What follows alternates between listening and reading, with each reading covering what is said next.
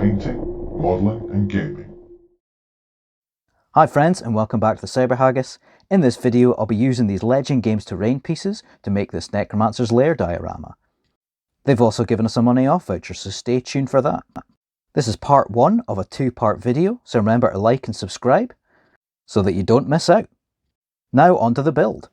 I've been sent some more bits and pieces from Legend Games just to have a review of, but this time I'm going to do something different. Because I've been sent this really cool Necromancer's Lair, I'm going to make a diorama out of them. But first, I'm going to take you through some of the other bits and pieces that I've been sent, just to have a quick review, have a quick look at them, make sure that we all know what's in their range. So, I got sent another barrel full of bits and bobs. I like their barrels, as I said, lots of detail in the wood grain. Skull base again, different one this time. I really like their skull bases, they're really nice. I'm going to find something to do with these, maybe stick some sort of cornate champion onto there. Skull piles, again, very useful if you happen to worship a god who happens to sit on a throne of these. Some piles of books. You think I'm going to use these in the diorama because these are really nice. Just stacks of books and things. They're really good. And this is something a bit different I haven't seen before. So stalagmites. They're really good. You're making like a cave scene, or you have got like a large night goblin model or something. That'd be really good for the base. Again, never seen anything like that. That's a really good idea. So on to the main event, the Necromancer's Lair. So we've got his work table, his workbench. A lot of detail there. And the nice thing about these is really solid resin, really good sturdy resin. I like that a lot. It's very tough. I don't know what particular resin it is, but it's really, it feels really strong. Sacrificial altar. Pentagram. Now apparently this is a pre-production model, and the actual model itself will have a lot more detail than this, which is crazy because it's already got tons of detail on it. That's really cool. And then this, the bookcase. I think this is the best piece out of them all. There's so many utilities in this, but the books, all the little details at the skull, and then there's like bits of equipment and scrolls and things. But then when you turn it around to the back, laser etched onto it is a hidden passageway, which is really cool, and it actually gave me the idea for what I was going to do with this diorama. Now apparently this makes the resin very porous, so I'm going to have to seal this first, probably with just some varnish or something before I spray it, otherwise the paint will just get soaked up into that.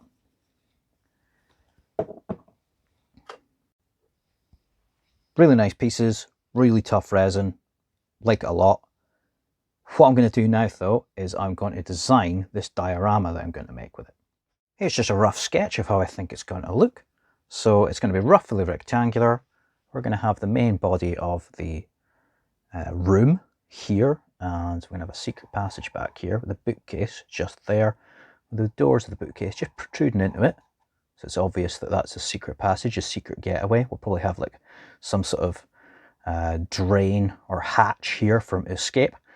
The workbench in one corner, the sacrificial altar in the other, pentagram right in the middle being the focus, and then a doorway or perhaps a window or something here. I'll probably stick in, the Necromancer, see if I can find a suitable model for being summoned. Maybe stick a poor victim or something onto the altar. All going to be so that you're sort of looking at it isometrically, with the main focus being on the pentagram and whatever Necromancer model I find. I've got loads of the Frostgrave boxes that I've barely touched, so I'm probably going to use quite a lot of the bits out of there. But obviously I'm going to use the main parts being the Legend Games resin scenery that I've been given. So let's start measuring things out about how it's all going to fit in. Materials I'm going to be using for the base and the walls. So I've got this A4 piece of sort of MDF. That's going to be the base of the diorama, and then I've got this thick cardboard that I'm going to use for the walls. The thing you've got to remember about MDF is that it soaks up moisture, so when I'm putting glue on one side for putting down the flooring or the moldings, whatever, it will tend to make the MDF sort of bend upwards in that direction. So after I've cut it down, and it will need cut down a bit as you'll see in a second, I'm going to give it a layer of PVA on each side just to even things out. Means it won't soak up too much of it on one side and warp out of shape.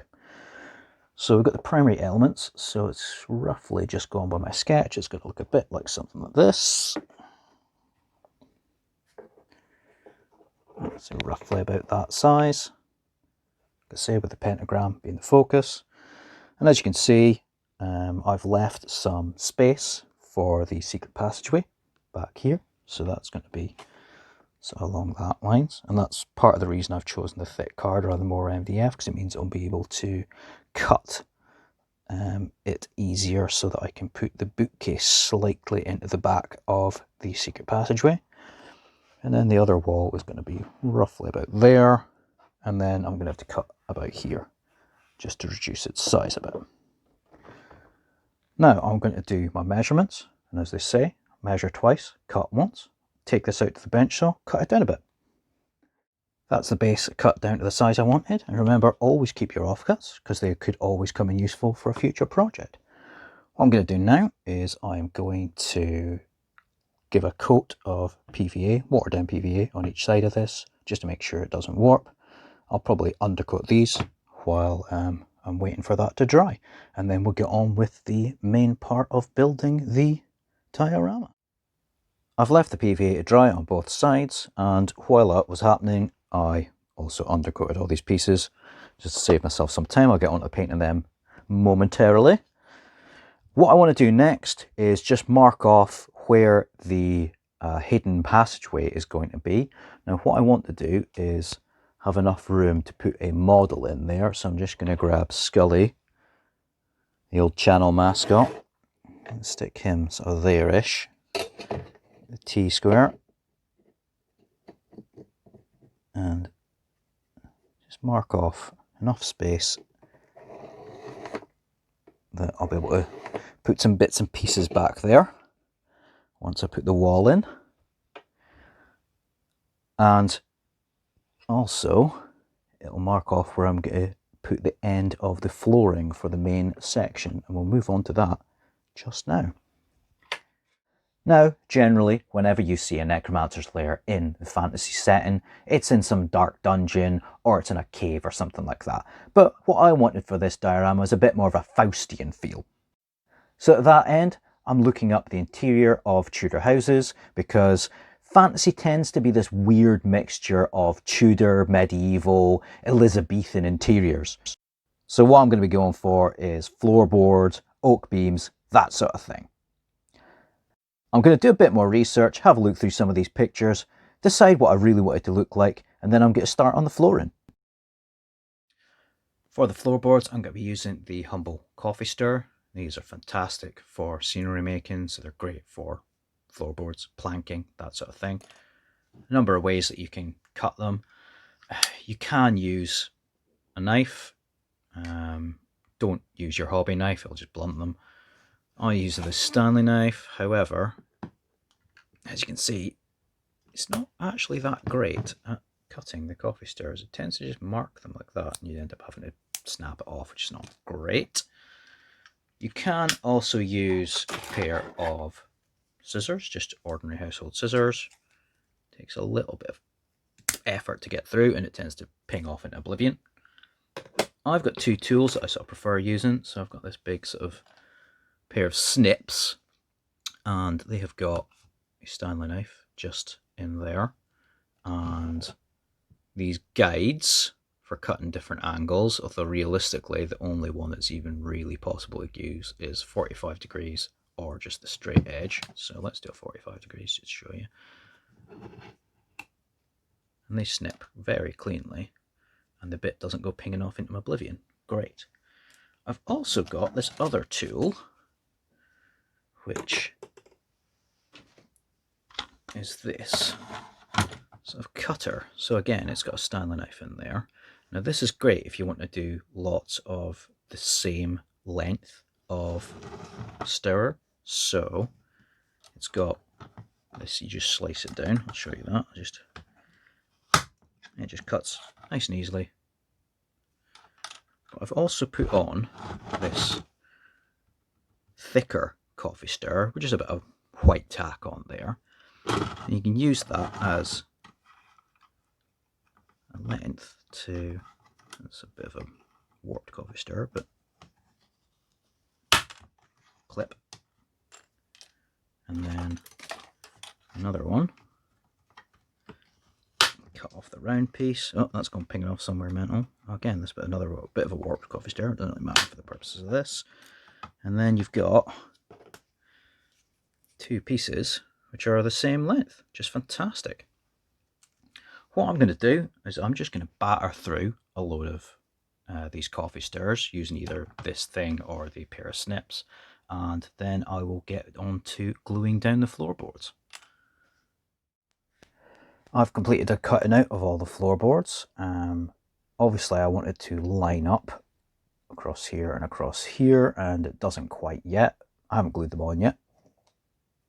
So what I'm going to do, I think the easiest way is to probably align them with this side and then match up this side with any spare bits. I've got some offcut bits here that I can just fill in at the ends here. And obviously if there are any gaps or missing bits, then that's just going to look even better because it's an old dingy Necromancer's lair, isn't it? So let's get on with gluing all this down. Engage warp speed, Mr. Sulu. I'm just spreading about some glue and then matching up the planks in a sort of order that they will fit into the space that I've got there. As I went, I left some gaps to make it look like an old set of floorboards, but unfortunately, as I came to the end, I realised I was actually half a floorboard width too wide. So I split some and just added them in a tiny line at the end. You can't see it. The floorboards are now all stuck down. Once they're properly dry, I will probably scratch them up a bit with a knife, make them a bit more old and worn looking. The bonus with the glue that I was using there, which is a wood adhesive from Wix, is that it dries very quickly. It's also one of its disadvantages, but in this case where we're working on something, it's quite nice that you can just stick it down and get working on it again quite quickly. It also sticks like anything, so I mean these are stuck to this board now forever, which is a good thing. Next I'm going to do the floor of the secret passageway. I'm going to do this in stone, and the way I'm going to do that is using this. So this is wallpaper, and it's got this brick stone effect on it. So I'm going to measure up this bit and then just cut off a slice of this and just stick it straight onto here. Actually, that's not what I did. I decided to be lazy, and what I did was just cut off a slightly too big piece, glue it on, and then just snip around the edges and tidy it up a little bit with a knife. Time is money. That's done. And there is a bit of a gap along here, but hopefully when the wall is put into place, once I've designed them, that'll just cover that up. You won't be able to see it. I'll just go sit right on top of the gap there. It'll be perfect. Now for the walls, as I said, I've got this thick card. What I need the walls to be is big enough so that they are sort of representative of maybe the first floor of this building and are tall enough that I can fit in the bookcase with enough of a gap between it and the inverted commas roof so that I can slot it through a hole for the secret passageway. So I reckon I'm just going to eyeball this. Somewhere about there is going to look right. I will make, I think, the first wall for the back here where the door is going to be. Then I'll make the right hand wall here, because these two are going to have to join together to sort of support each other. Then this interior wall will be the last one I do, because it has to fit in between these two parts and be supported by them. And also I'm going to have to cut out the section for this piece. So I think what I'm going to do, I'm going to cut out this first section of wall here. Then I'm going to put some more of the coffee stirrers on, make it look like that sort of Tudor Elizabethan wood beam support. I'm also going to design a door that's going to roughly go sort of here-ish. That's going to be big enough for the likes of Scully to get through. That said, let's get on with it. Here I am just measuring out where the door's going to be. I realised at this point I actually had a Legend Games door from a previous video, so decided to use that instead of making my own. All I have to do is cut out a gap for it, which is what I've done here.